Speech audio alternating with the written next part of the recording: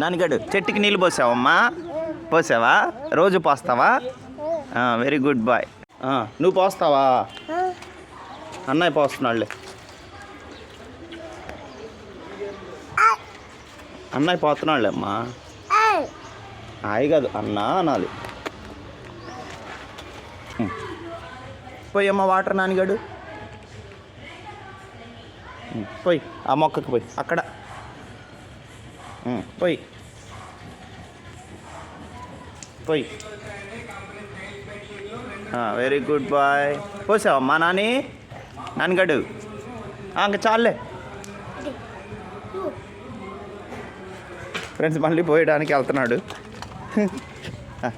ఈ టెంపుల్లోనే నేను నర్సరీని స్టార్ట్ చేశాను. యాక్చువల్గా ఇక్కడ ట్యూషన్ క్లాస్ కూడా కండక్ట్ చేస్తున్నాను. ఒక 20 మెంబర్స్ స్టూడెంట్స్ వస్తున్నారు. సో వాళ్ళ చేత నాటించాను. యాక్చువల్గా కొంతమంది సరిగ్గా నాటలేదు, అందుకోసమే ఎక్కువగా చెట్లు అయితే రాలేదన్నమాట, కొన్ని మాత్రమే వచ్చాయి. సో డైలీ మా బాబుని నేను ఇక్కడికి టెంపుల్కి తీసుకొస్తూ ఉంటాను. సో ఇటువైపు అయితే మేము పెట్టడం జరిగింది.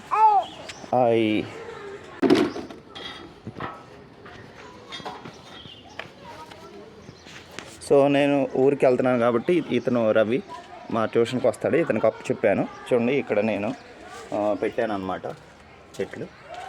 డైలీ పోయి ఓకే, చనిపోకూడదు అవి. ఓకే పోయి పోయి మొక్క పోయి. ఫ్రెండ్స్, మా బాబు వాటర్ అయితే పోస్తున్నాడు. గుడ్ తల్లి. అందరికీ నమస్తే అండి. వెల్కమ్ టు మంచివాడి యూట్యూబ్ ఛానల్.